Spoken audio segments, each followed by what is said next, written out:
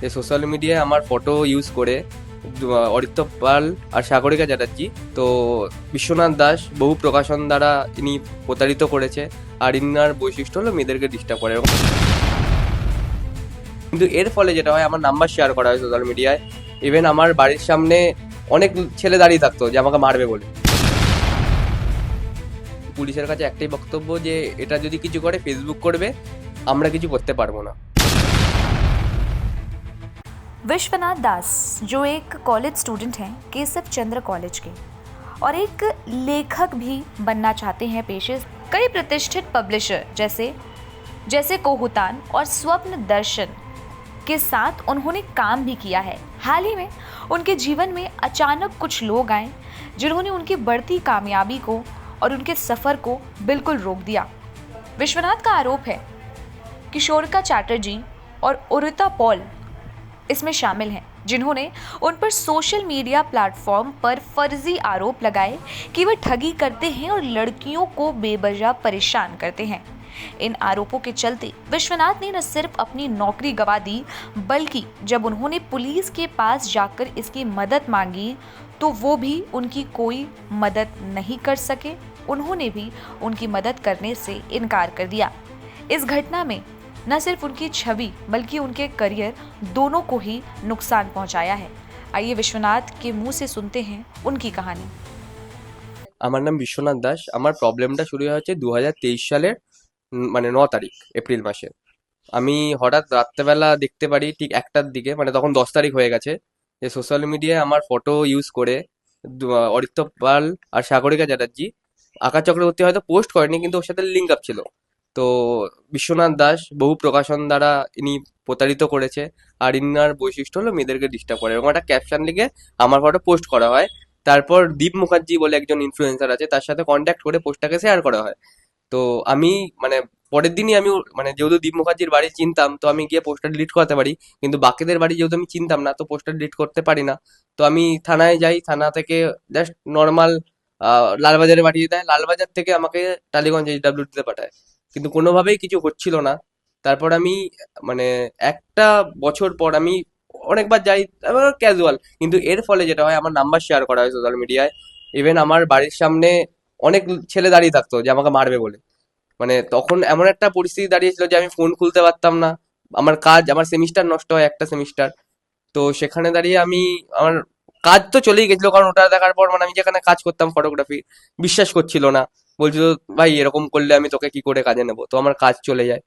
তো তারপর আমি মানে এই প্রবলেমটা ফেস করতে করতে আমার এপ্রিল মাসেরই পরের বছর, দেখুন তো 1 বছর ধরে কিছু হয়নি, থানা থেকে একটা ডায়েরি নেয়। তো ডায়েরি নেওয়ার পর আমি আবার এইচডব্লিউতে যাই। এইচডব্লিউ থেকে কোনো কিছুই করে না।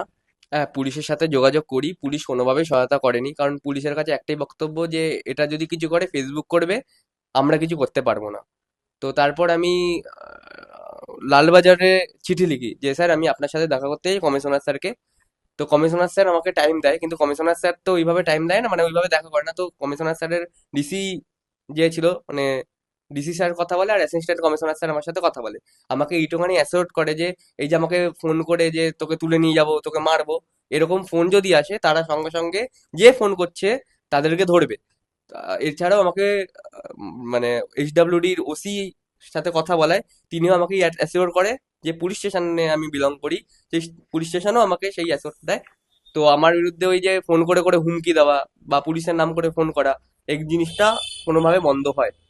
তারপর ঘটনাটা ঘটে যায়, যাওয়ার পর আমি আবার মানে ওদের বিরুদ্ধে এবার আমি লিগেলে যাই। এবার লিগেলে যেতে গেলে আমার দরকার ছিল হচ্ছে গিয়ে পোস্টার ডিলিট করানো। এবার আমি লাস্ট বার ট্রাই করি, পোস্টার ডিলিট করে আমাদের এইচডব্লিউডি 12 তারিখ, আমার নভেম্বরের 12 তারিখ পোস্টার ডিলিট হয়। পোস্টার ডিলিট হওয়ার পর আমি দেখি কোনোভাবেই কিছু হয়নি। এবার তারা বলছে যে আমরা কিছু করতে পারবো না, আমাদের যেইটুখানি করা করা হয়ে গেছে। এবার আপনাকে যদি কিছু করতে হয় তো আপনাকে কোর্টের মাধ্যমে কিছু করতে হবে। তো আমি সঙ্গে সঙ্গে আমি নিজে ব্যক্তিগতভাবে লয়ার ঠিক করি। এবার লয়ার ঠিক করে ওদেরকে আমি পাঠাই। এবার ওরা কি করে, মানে এক অরিত্য পাল হচ্ছে গিয়ে থানায় যায়। ওর থানা ছিল হচ্ছে গিয়ে ইস্ট পুলিশ স্টেশন, যেটা হচ্ছে সল্টলেক সেক্টর 5-এ। তিনি যায় রাত্রেবেলা তার মাকে নিয়ে। এবার আমাকে পুলিশ অফিসার ফোন করে বলছে যে পোস্টটা যদি এরকম কিছু করো বা এই পোস্ট ফোস্ট নিয়ে যদি তুমি কিছু করো, তাহলে তোমাকে আমি এফআইআর করে নেবো। তো এরকম ভাবে বিভিন্ন ভাবে ব্ল্যাকমেল করতে থাকে, হ্যারাসমেন্ট করতে থাকে। তখন আমি ঠিক করি যে না, বিষয়টা আমি আমাদের মমতা ম্যাম, আমাদের চিফ মিনিস্টারকে জানাবো, যেহেতু পুলিশ অফিসার এরকম করছে। আর আমি জানাবো হচ্ছে কি যে বিধাননগর থানার যেহেতু আন্ডারে, বিধাননগর কমিশনারকে। তো বিধাননগর কমিশনার স্যারকে যখন আমি চিঠি লিখি, আমার সাথে কথা বলে স্যার, কথা বলে আইসি স্যার আমাকে এইটুখানি অ্যাসিওর করে যে এই পুলিশ অফিসার যে ফোন করছে এটা আর করবে না, আর আমি তাকে একটা মানে ওয়ার্নিং লেটার দিয়েছি। তো সেটা বলার পর আমাকে বলে একটা মেল করে দিতে ওনার জিমেলে। তো আমি ওই জিমেলে মেল করি। জিমেলে মেল করার পর আহ, আর কোনো ফোন কিছু আসে না।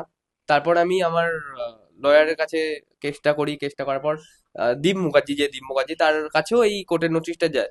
তিনি কি করে, তিনি রুহানিকা প্রধান বলে একটা মেয়ের সাথে কনসাল্ট করে আমার ফটো পোস্ট করে। পোস্ট করার পর কোনো স্ক্রিনশট নেই, কিছু নেই, অনলি ফটো।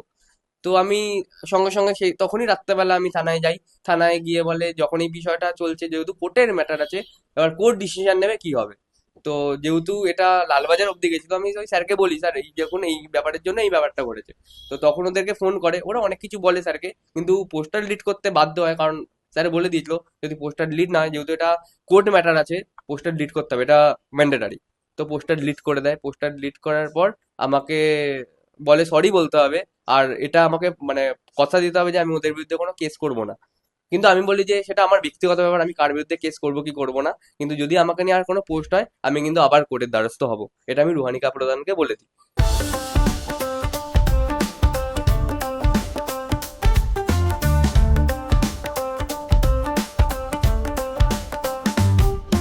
1941 से चलती आ रही है एक कहानी, स्वाद की, परंपरा की और भरोसे की। शिराज गोल्डन रेस्टोरेंट, मलिक बाजार, कोलकाता। ये सिर्फ एक रेस्टोरेंट नहीं बल्कि एक एहसास है, जहां बिरयानी में इतिहास की खुशबू है और मटन चाप में रूह बसती है। शिराज की बिरयानी मसालों से नहीं, मोहब्बत से बनती है। 3 पीढ़ियों की विरासत, दादा से पिता और अब बेटे तक। इसकी 5 शाखाएं हैं, वीआईपी बाजार, अजय नगर, सॉल्ट लेक, चिनार पार्क और दिल में बसने वाला मलिक बाजार। अब मलिक बाजार शाखा बर्थडे सेलिब्रेशन के लिए भी उपलब्ध है। घर जैसा माहौल, रॉयल सेटअप और स्वाद जो हर मौके को खास बना दे, जिसके स्वाद के दीवाने तमाम सेलिब्रिटीज हैं। दुर्गा पूजा पर हजारों लोगों की भीड़ जुटती है और जुबान पर बस एक ही नाम होता है, शिराज का। शिराज का वादा, क्वालिटी, विरासत और वो स्वाद जो एक बार चख लिया तो कभी भूलेंगे नहीं।